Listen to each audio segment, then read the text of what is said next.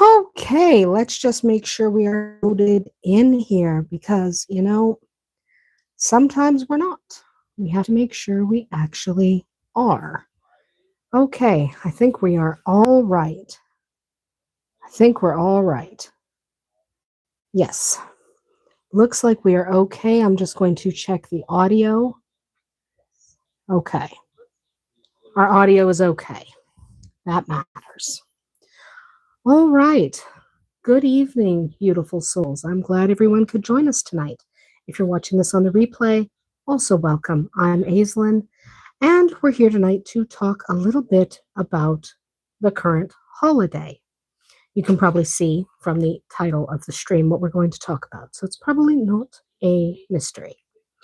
But tonight, it's very dark. I was going to live stream outside, but it's also very cold and snowy. I'm in Canada, so sometimes it is not possible to stream outside, and I'm not doing it in snow. So I was intending to be by the fire, and I was going to make sure that we could, have a good time by the fire, but that's not going to happen. It is sleet snowing, so that's not going to happen. So tonight we're going to gather, instead of in the darkness outside, we're going to gather by my window where I have the drapes closed so you can't see the reflection of the light.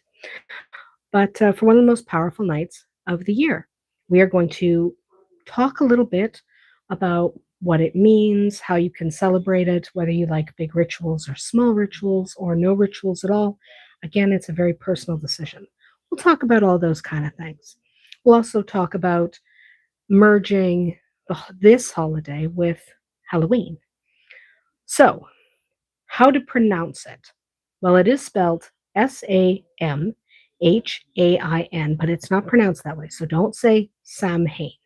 I know that's what it looks like. And there's a couple of different ways you can pronounce it. Samhain is not one of them. Soan or Soin, one of those variants. There's multiple dialects where the pronunciation will vary a little bit, but it is never pronounced Samhain. That's completely incorrect. Soan, Sawin, pick one, but try to avoid saying it like you've never heard it spoken before. This is the time of year when the veil between the worlds thins, when the old year fades and the new one hasn't yet been born. It's the witch's new year, sort of, the third and final harvest, and a sacred moment of both endings and beginnings. Before we dive into everything, let's get cozy. Again, I was going to get cozy by the fire, but not in sleet snow. Not in sleety snow. We're not doing that. Grab yourself a warm drink and maybe some spiced tea if you have it. Apple cider, that's my personal choice, or even just something pumpkin spicy. Light a candle if you've got one nearby. I have got, ta-da, and it smells wonderful. These are candles I make myself, so it smells wonderful. And let's settle in and enjoy this energy together. Now, this isn't about performing a ritual or doing everything by the book. It's about connection, connection to the season and to your ancestors and to yourself. You can make it big and elaborate or quiet and simple. It's entirely up to you. It doesn't, I'm just, sorry. Don't want to lose connection. Sorry, my internet's being a little wonky. So, if we can't last that long tonight, that's okay. But Soin marks one of the 8 main Sabbats on the Wheel of the Year, specifically the one that sits halfway between the autumn equinox and the winter solstice. It's a cross quarter day, meaning it falls between the main solar festivals. And it was so important in ancient times that it often marked the beginning of the Celtic year. Sorry if you can hear a bunch of people talking. Yes, we have people over. I'm taking a little bit of time to do this now before we get to our major festivities tonight, which no, I will not be filming. I've been asked before if I'm willing to film it, and the answer is always going to be no. We have people participating who are not comfortable being on film, including minors. So, no, I am not filming our rituals. It's inappropriate to do so with minors or with people who don't want to be filmed. So, no, we're not filming that. But that's why you're hearing voices in the background, because there are people wandering around. That's one of the reasons we're facing this way, so that nobody crosses behind us who doesn't want to be on film. Can't catch them on film if there's a wall behind me. And that's my dog. Good girl. So, the word Samhain or Samhain, pronounce it how you like, just not Samhain. It comes from Old Irish, meaning summer's end. To the Celts, the year was divided into a light half and a dark half, and this night marked the turning point into the dark. Obviously, it's if you're in the northern hemisphere, it's getting darker every day, right up until December when we approach the solstice. It's going to continue to get darker, and eventually the light will return, but for now, we dwell in the dark. In ancient Ireland and parts of Scotland, this was the end of the harvest season. Crops were brought in, and herds were culled for the winter, and families prepared for months of scarcity. Bonfires were lit on the hills. These were sacred fires meant to protect the community and purify the land and honor the gods who ruled over life and death.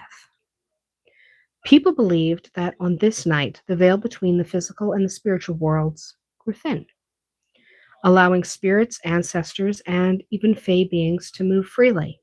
I don't have it. It's outside. Sorry. Again, we're setting up, and no, I'm not filming it later, but we are setting up. And that setup sometimes involves people asking me where something is. I promise it's outside by the fire in the snow. Sorry. There's plenty going on here tonight. So, where were we? Um, so, the veil between the worlds did grow quite thin, and it allowed the spirits, the ancestors, and even fae beings to move about freely. Offerings of bread and milk and apples were often left outside, both to honor loved ones and to appease wandering spirits. But Samhain wasn't just about death, it was about transition and renewal. The land was dying back, but only so that it could rest and rise again. So, this was the very definition of death is not the end, because the earth doesn't die, it just looks like it does. It comes back in the spring. This was a moment of endings that make way for beginnings, standing on a threshold with one foot in the past and one in the future. That's what this time of year represents. For modern pagans and witches, Samhain still carries that essence: reflection, release, remembrance, and even rebirth. That's what all of these things we talk about tonight are really about. We can talk about different rituals and we can talk about different actions you can take, and ultimately, all revolve around rebirth, reflection, and release. Now, let's talk about the part that people get really tangled up. Samhain versus Halloween, because I'm asked all the time. I really love Halloween and I want to trick or treat and I want to take my kids trick or treating, but it feels disingenuous. So let's talk about it. Samhain is the spiritual festival rooted in the Celtic tradition. Halloween, or All Hallows Eve, is its cultural descendant, filtered through centuries of folklore and Christianity and misunderstandings, but still having that essence. When Christianity spread through the Celtic lands, it layered new holidays over the old ones. All Saints' Day was set for November 1st, and All Souls' Day was November 2nd. But the ancient customs lingered, so they blended. That's how we got jack-o'-lanterns from carved turnips, costumes to confuse spirits, and trick-or-treating from old offerings to the dead. That's where these traditions today come from. So if you love Halloween, the costumes and the candy and the laughter, and apparently we're bobbing for apples over there. I swear I'm going to start turning the camera around.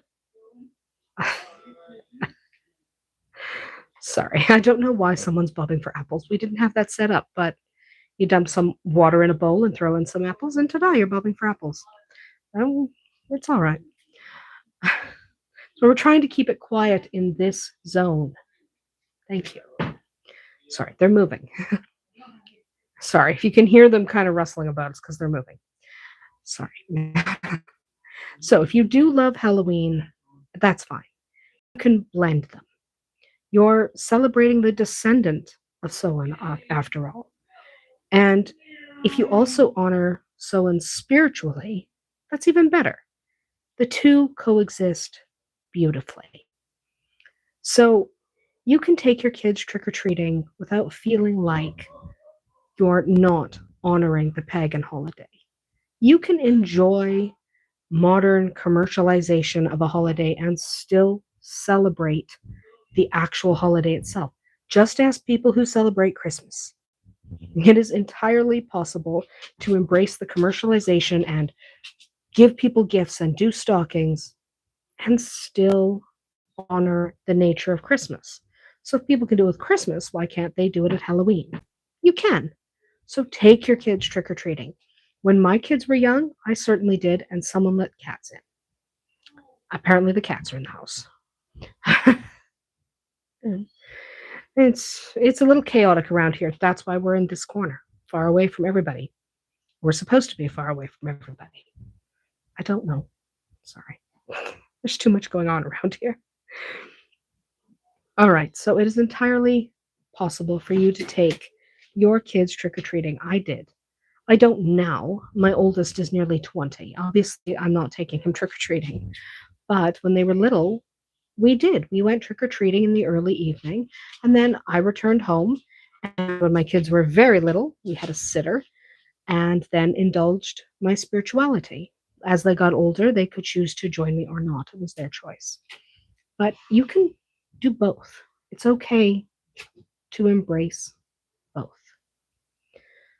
But one of the tenets of this time of year is honoring the ancestors.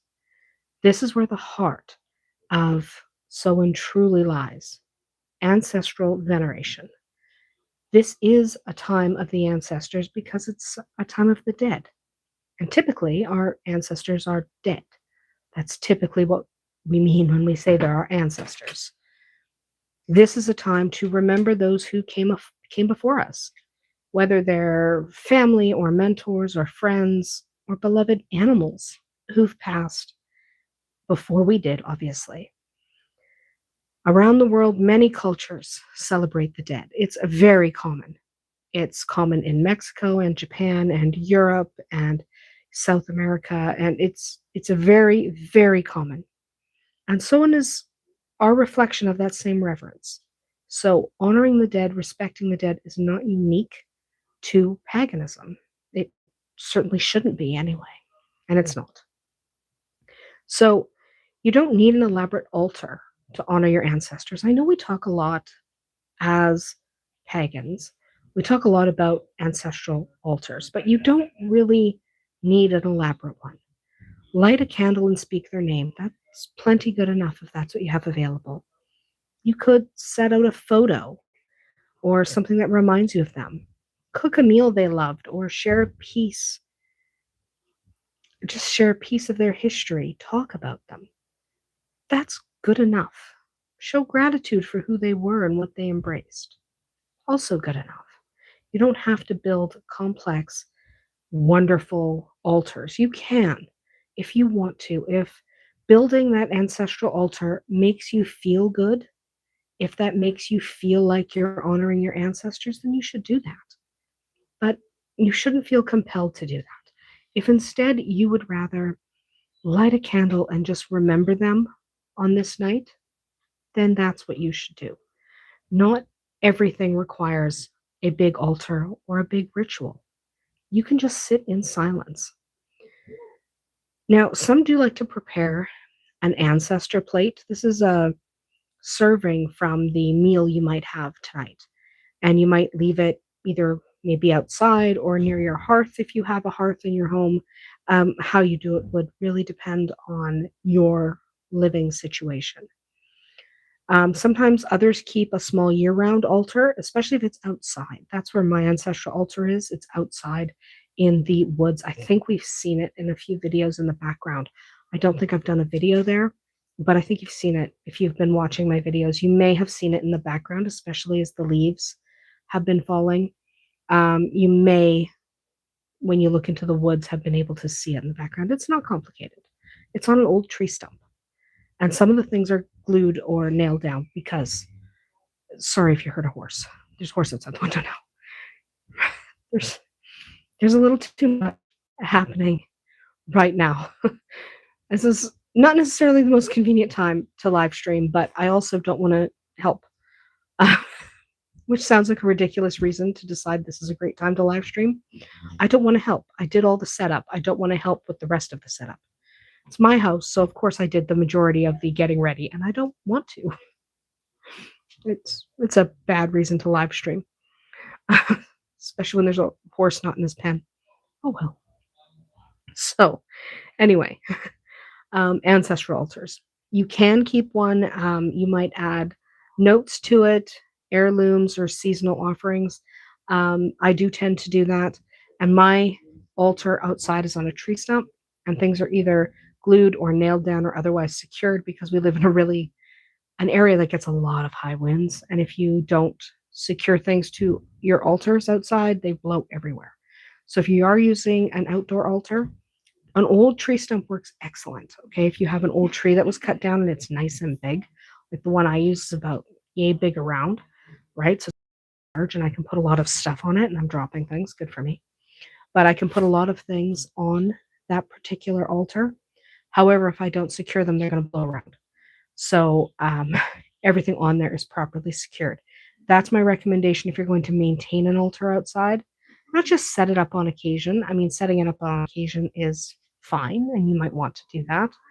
But if you actually want your altar to stay intact and stay outside permanently, first, you're probably going to want to coat everything you put on your altar outside, especially your ancestral altar, like if you have photos and stuff. Coat them in a waterproof sealant and then properly secure them to your altar. Otherwise, they're going to end up everywhere and they're going to end up wrecked. Most things are not designed to be outside long term. Waterproof sealants can help fix that. So, something to think about if you are deciding to do an ancestral altar outside.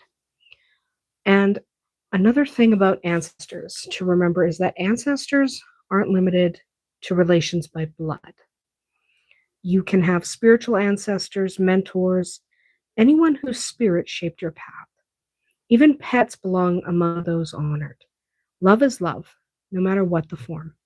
So it's okay to include your childhood dog on your ancestral altar, it's an altar for someone who has passed, who meant something to you and contributed to your life.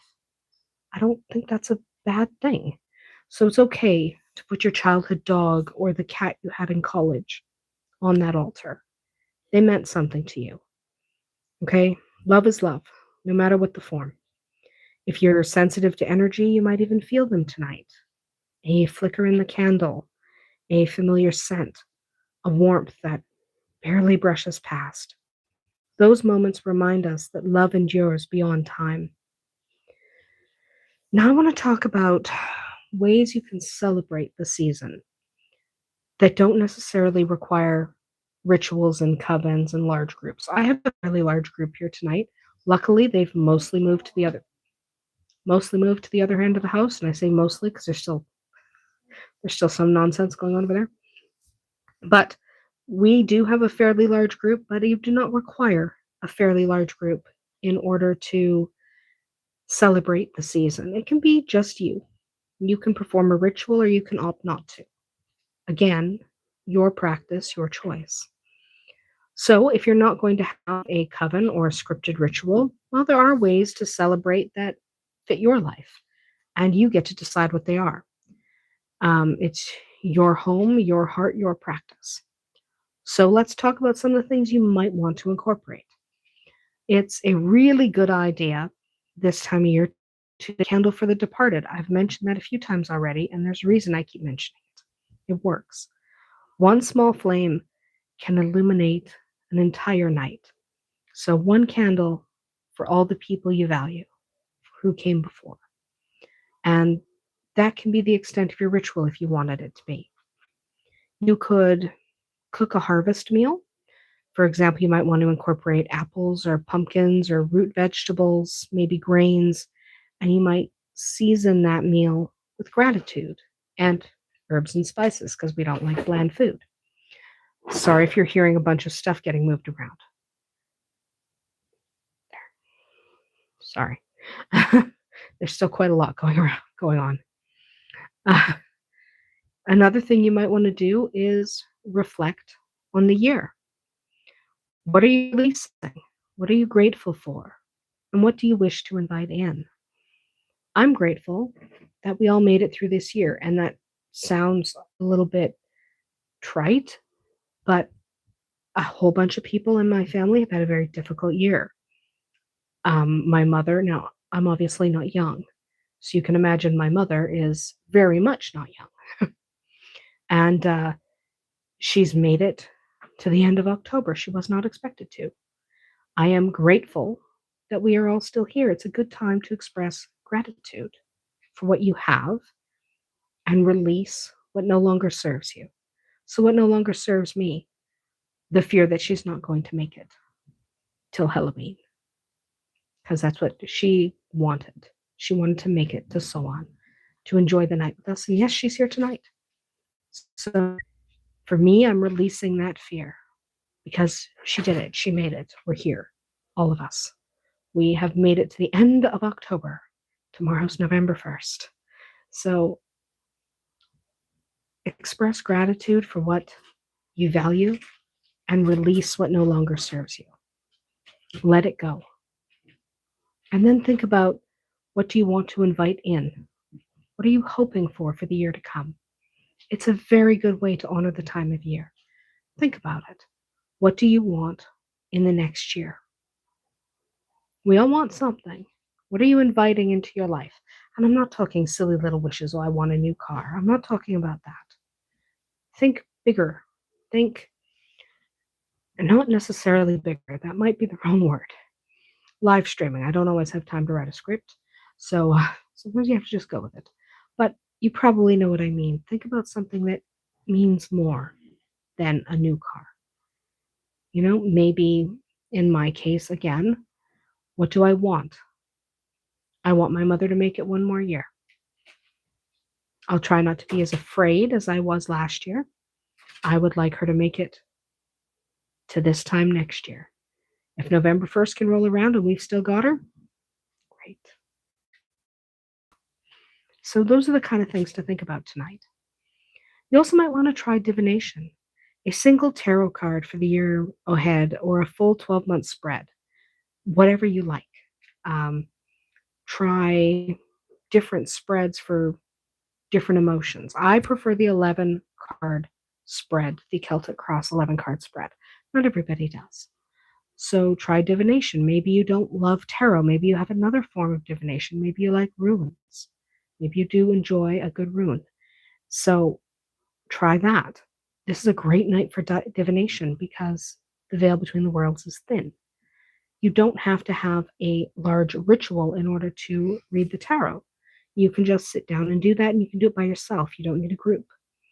You also might want to get outside. Paganism is at its heart a natural path. So get outside, take a night walk, feel the stillness of the season and the whispers of the wind. Maybe build a bonfire or light candles for transformation and release. Again, if you can do that outside, all the better. For us, it's snowing. We're still going outside. I just don't want to live stream outside. It's difficult to live stream when snow is getting on your camera.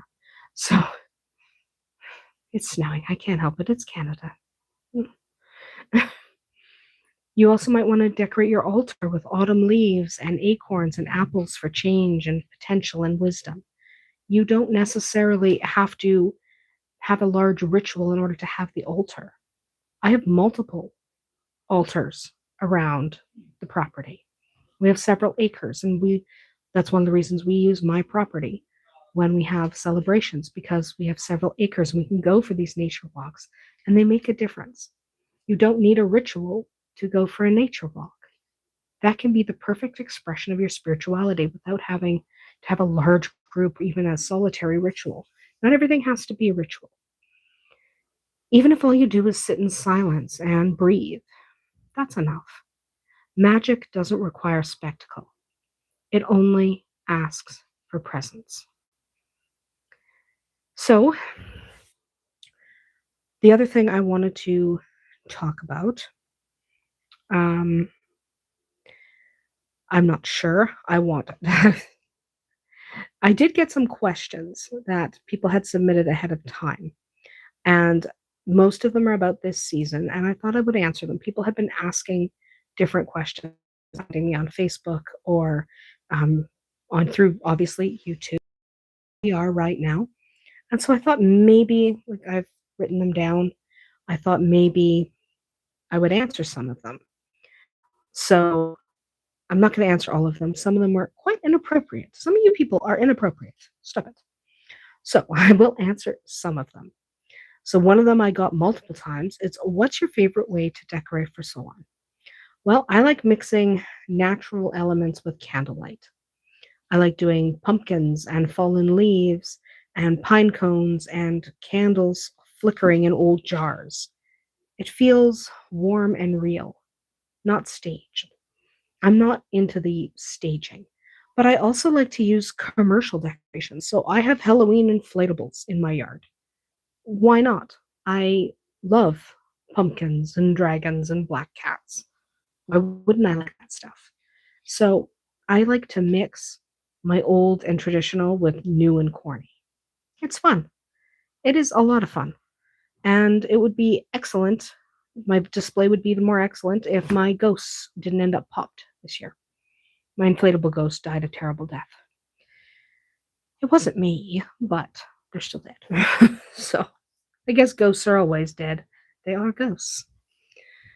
Do you prefer bright, cheerful Halloween vibes or dark, mystical Soan tones? Both. My displays range around the property from brightly lit clowns, which sounds ridiculous, but it looks better than it sounds, I promise, to deep, dark, flickering candles amongst altars and creepy trees. So it depends on my mood. And that's why I like having different vibes in different areas. Have you ever had an ancestor dream around this time of year? I think most of us have. They're always pretty vivid this time of year, probably because that veil is quite thin. Usually it's just someone smiling, like they dropped by to say, I see you. I like making sure you're doing well. Generally, that's been all it is for me. There's been some exceptions, but generally for me, that's what it's been. What's the first magical memory you have from childhood? With my grandfather. He was a dowser, a water dowser. He was, when the well companies couldn't find water, he could. And when I was little, the earliest memory I have, the earliest memory at all that I have, I was probably 4, maybe almost 5. And it's the most magical memory and it's the oldest memory. And we were in his garden. He lived on an acreage and he had a huge garden, beautiful garden. And we were down kneeling in his garden and we were fairy spotting. And it was magical and perfect. And he would die when I was 7, which is one of the reasons this time of year is so important to me. And every year at this time, not necessarily on this day, though this year it was earlier today, I go fairy spotting to remember him. He also died right around this time of year. So it makes sense. It makes sense to honor him in that way. So I know a lot of us have a lot of magical memories from childhood, maybe finding a fairy ring of mushrooms or whatever it happens to be. Everyone has different experiences. For me, it's fairy spotting with my grandpa. Do your pets act differently during Solon? Yes. The dogs bark at everything. My dog is staring at a corner. There's nothing in that corner, but she's staring at it. The cats act a little weird, but they're cats, so cats are normally weird. But yeah, they generally act like they can see more than we can, which would not be surprising. What is your favorite comfort food to make in late October? Mm, the thing I make the most is probably pumpkin soup with cream, garlic, nutmeg. It tastes like autumn in a bowl. Is that necessarily my favorite comfort food? I don't know. I love pumpkin pie, but it's definitely something I make a lot of. We also have a lot of pumpkins, so it makes sense that we would turn those into something pumpkin. Do you ever leave offerings outside overnight? I do, yes. Usually bread, apples, and milk. I like the idea that the land and the spirits share the feast. Why are we making noise? Sorry if you can hear. I have the mics tuned to hopefully only pick me up, but that's probably not working very well. They are loud. Okay. But yes, I do like the idea of leaving offerings outside and allowing the land to share in it. I think it's beautiful. Have you ever felt the energy shift during the thinning of the veil? Definitely. The air feels heavier but gentler, and the world exhales and everything gets quieter. When you feel it, you know you felt it. It is a sizable shift inside you. You might not feel it yet, and that's okay. That's okay. It takes time. Over the years, as you become more attuned, you will feel it faster and you'll be able to identify it quicker. Do you carve pumpkins with intention, like sigils or symbols instead of faces? Sometimes. Sometimes I'll carve protective runes or spiral symbols and light them as a ward for the home. But in general, I'm not the biggest pumpkin carver. Every once in a while, some years, I'll just be all gung ho and be like, I'm going to be a pumpkin carver. And then usually about halfway through carving 8 or 9 pumpkins, I'm like, I actually don't like pumpkin carving. Not everyone has to like everything. You don't have to enjoy pumpkin carving if that's not something you're into. So sometimes I do the pumpkin thing and sometimes I skip the pumpkin thing. This year I skipped it. Other people did a whole bunch of, we have so many pumpkins right now because everyone brought like 2 carved pumpkins, which is amazing. None of them are mine. I didn't carve any of them. I could take credit for all of them. Who would know? Shush. Puts his hand up. I don't know what you're looking for. Well, they're in the drawer beside you. Sorry, he's looking for lighters. There's lots of lighters, and they're always in the same drawer. I don't know why everybody can't find things. It's not my fault. So, one of the other questions I got was, what is your go to divination method on this night? Tarot. For me, it's tarot. I am a tarot reader. That's my preferred method of divination. I know other forms, but I prefer tarot. It's what I learned first, and I think we tend to stick to what we learned first. It's just, a comfort thing. I do the 11 card spread. That's my preferred spread. I can do others, but that's my preference. You should feel free to pick whatever divination tool is most comfortable for you, right? Again, I love tarot. That's my jam. Tarot and astrology. Those are the 2 things I embrace the most. If that's not for you, pick a form of divination that you enjoy. The next question I got is, do you journal your reflections for the year? Yeah. And I usually cry at least once doing it. It's cathartic. A way to release everything before the new cycle begins. So yes, I do that. I absolutely journal my reflections in my book of shadows. It's getting a little large at this point. What's your favorite herbal tea for autumn evenings? I like apple cinnamon with just a hint of clove. Just a hint. Don't overdo it with the clove. Clove is very overwhelming. Okay? Gentle on the clove, but it's still nice. Do you celebrate with family or prefer a solitary ritual? Family, friends, and solitary. I do it all. I love the group. I do. But there are things that are too private for me to do in a group. Certain reflections, certain things where I'm just going to sit and be absolutely silent for perhaps hours.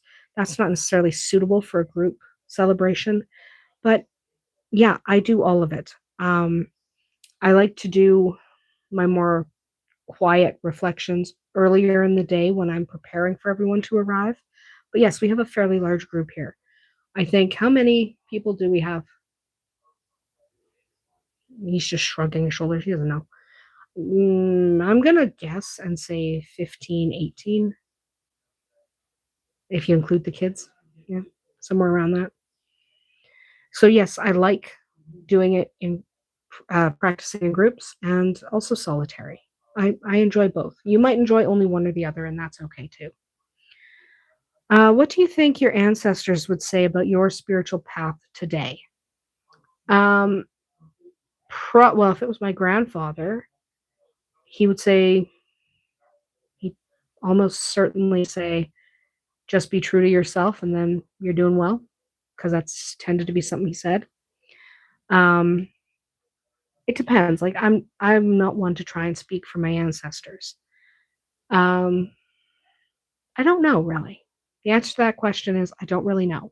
My grandfather would be happy that I'm pursuing my spirituality and that I have embraced the magic he raised me with. He would be happy about that. Not all of my siblings have done the same. Some of them have. Not all of them have. And I think he would be glad that some of the things he taught didn't get lost. Got to remember that was the 80s. I'm dating myself a bit. That was the early 80s, and we didn't have the internet to share things. So when your parent or your grandparent shared something with you, it was pretty easy to just lose it, to just, if the kids or the grandkids didn't remember it, it got lost. We didn't have what we have now. So I think he'd be glad that what he shared didn't disappear.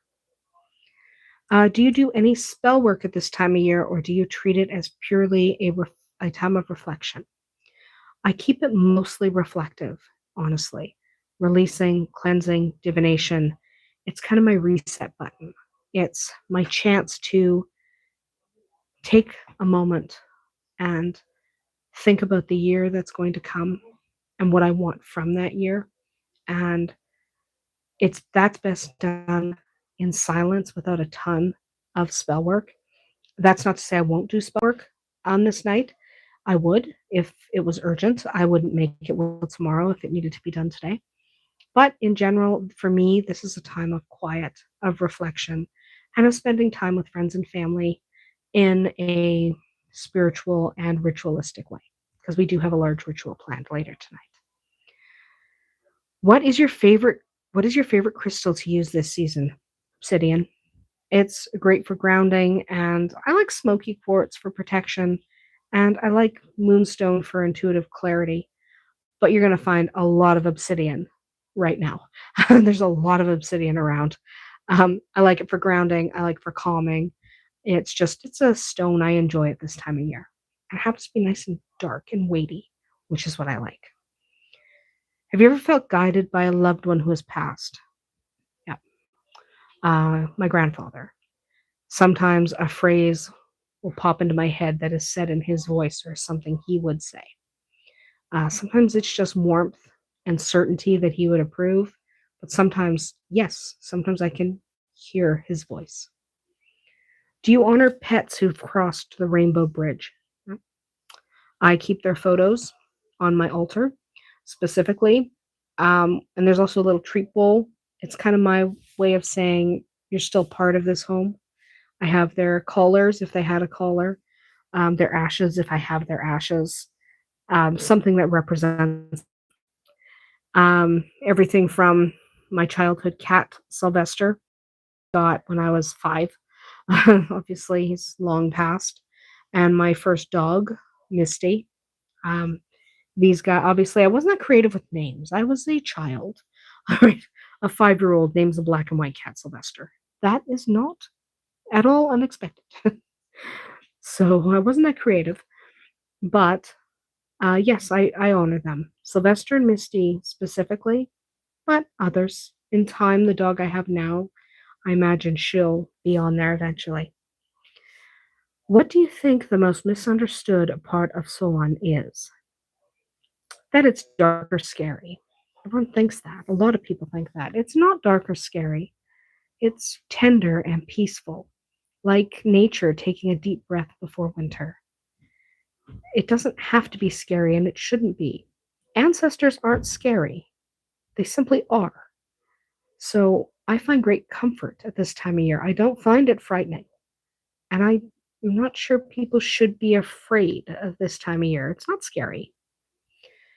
What smells instantly bring you into the autumn mood? Bonfires, cinnamon, definitely cinnamon, and the sharp scent of fallen leaves after rain. You can smell it. If you've ever smelled leaves right after a rain, that's a great fall smell, especially since it's been raining here for 3 weeks. So it's been raining a lot. We are very familiar with the smell of leaves after rain. Do you make your own incense or herbal blends for this time of year? Yeah, sometimes. Sometimes I buy something from other local artisans. Sometimes I just don't want to make them myself and like supporting other creators. I like to dry mugwort, rosemary, sometimes orange peel, and then crush them together for smoke cleansing. I really like that combination. What's your favorite autumn craft? Wreaths, candles, or baking? Baking. Followed quickly by candles. I do not like making wreaths.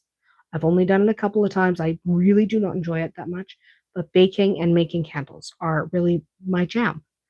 I think sugar and butter are a form of kitchen magic. So don't cut the butter. Love the butter. And making my own candles, there's something relaxing about pouring hot wax into molds. I'm not sure what it is, but it relaxes me. Do you use music during your rituals or do you prefer silence? Usually we have soft instrumental music going. For some reason, right now, I think they've got the Monster Mash going.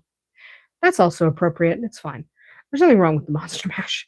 But usually we have soft instrumentals during actual ritual work and then something more upbeat outside of the actual ritual, which is probably why Monster Mash is going.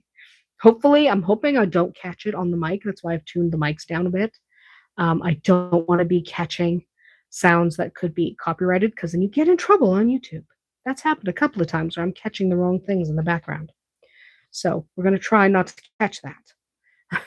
But yes, usually soft instrumental during the ritual, more upbeat outside of it. Have you ever done a fire release ritual? Yes, many times. This is one of my primary forms of magic. I will cover it eventually. But writing what I'm ready to let go of and watching it burn feels powerful and freeing. So, yes, I love fire release spells. That's probably the primary type of spell I cast. What's your favorite seasonal plant? Mm, marigolds. I like marigolds. They're tied to remembrance in a lot of cultures, and they glow like sunlight, even in the shadows. So, I adore marigolds. Do you feel like your intuition gets stronger this time of year? Yes, definitely. It 100% gets stronger this time of year. It's not uncommon that people feel that. The quieter the world becomes, the easier it is to hear your own inner voice. So, yeah. Do you celebrate other cultural festivals of the dead? I like to learn about them, especially the traditions of Central and South America. There's beauty and love in those traditions that inspire me. I don't necessarily practice them myself, but I absolutely love learning about the details of those spiritualities. Do you see Soan as the end of the year or the beginning? A little of both. I would primarily say it was the end, and then I would feel like we're into a time of transition, but it's really both. Um, it's the ending that makes way for the beginning, the dusk before the dawn. So for me, I would say if I had to pick, I would call it an ending, but not an ending for good, an ending that leads to rebirth and renewal. How do you prepare your home for winter energetically? I cleanse every room, every surface. I burn rosemary. I add cozy elements like blankets and candles and protective charms at the doors. And I get out the snow shovels. Um, and that doesn't sound like it would be important energetically or magically, but it is. There's part of being prepared that makes you feel more at peace. And when you're more at peace, your magic is stronger and better. So having the snow shovels beside the door, so you don't have to worry about where the snow shovels are when the snow comes down, which it is right now, well, that brings you a level of peace because you know you don't have to go looking for it. So all of that kind of stuff matters. Physically cleansing the home, putting up your charms, all of these things do matter. What's one thing you're releasing this so on? Fear. Fear. I talked about it earlier in the stream. My mother was not expected to make it to this point of the year, and she just wanted to see this time of year. That's it. And we were very afraid that she wasn't going to. So, knowing that she's made it this far, I've made a conscious choice to let go of that fear. Next year will bring whatever next year brings. But for right now, she made it exactly as far as she had definitely wanted to. So we're in the clear there. So I am consciously releasing that fear because I think that will do us all some good around here. Also, self doubt. It sneaks back in every year around this time, but it's not invited. So fear and self doubt are getting the boot. What's one thing that you're calling in? Peaceful consistency, the kind that lets creativity flow without chaos. I have a lot of things planned for the coming year in a lot of different aspects of my life, things I really want to get started and things I want to finish. And I'm going to need that consistency. So that's what I'm inviting in. But I want a level of peace along with it. I don't want to go insane all year. So peaceful consistency is what I'm hoping for. Do you ever bake something symbolic, soul cakes or bread for the dead? Yes, all the time. I make honey bread every year and leave a slice out for my ancestors. It makes me feel better. Not everybody does that. Not everyone leaves food for spirits or ancestors. You don't have to. I just like the practice. Have you ever tried scrying, water, mirror, or candle flame? Yes, and candle flame is my favorite. Bonfire flame is even better. The flicker feels alive, like it's speaking in its own language. That kind of thing matters to me. I love fire. Not in a bad way. I just love the warmth and the flickering of a great fire. So that is my preferred method of scrying. Do you ever spend time in nature to honor the season? All the time. First of all, I live far from the city, so nature is all around us, but all the time, every day. And we go for walks at dusk through fallen leaves. We commune with the earth. We spend time in the darkness and in the light, because both matter. How do you protect your energy during the thinning of the veil? I don't worry about it, honestly. I don't worry about it. I've never felt the need to protect my energy during this time of year. So, a few breathing exercises, daily grounding. Other than that, I have never felt the need. Do you have a favorite movie that you watch this time of year? Yes, two of them. One of them is Hocus Pocus. Who doesn't love Hocus Pocus? I think it's hilarious. And the other one is Practical Magic. Are either of them a true reflection of the craft? Of course not. But they're fun. They're holiday movies. They're movies everyone can watch and I can put on without having to worry about kids being in the room. So having a few of those, yeah, I like having them on. What's your favorite moon phase to work with during autumn? The waning moon. It's perfect for releasing and reflecting. As that moon gets smaller, I feel like I can let things go. Do you use tarot spreads specific to the holidays? I'm assuming you mean like so on or Yule or anything like that. No, I do not. I prefer just the 11 card spread. I will sometimes use others depending on what's going on, but generally the 11 card spread has served me well. So I tend to use it regardless of which holiday we're at. How do you personally define the new year energy of this season? It's a reset, not fireworks and noise, but a whisper saying, you made it through. It's time to begin again. It's it's a time of calm, of reflection, and of peace. And apparently, we're almost ready. So, this is a good time to end. I want to thank you for joining us here at Aislin's Enchanted Path. I will do more live streams. I'm not going to do them often, but perhaps on the Sabbaths I might. I only did this because a few viewers asked me to. So hopefully you'll watch it on the replay. I know a lot of us are busy tonight, so this is not necessarily a night people would tune in, but watch it on the replay and hopefully you get something out of it. May this on bring you peace, healing, and deep connection with your ancestors, your spirit, and the turning of the year. If you're watching this on the replay, drop a comment below and tell me how you're celebrating. Are you hosting a ritual, baking something magical, lighting a candle, and sitting in silence? I'd love to know. Until next time, beautiful souls, blessed be.